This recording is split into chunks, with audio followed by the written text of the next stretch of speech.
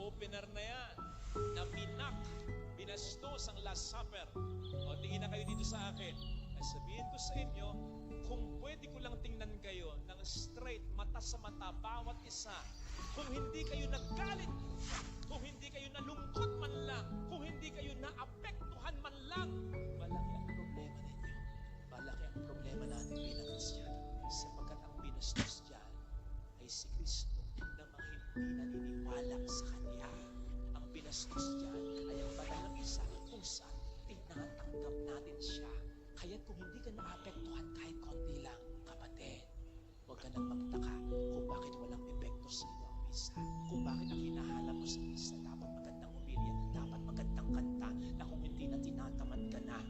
Sapagkat kung talagang naniniwala ka na si Kristo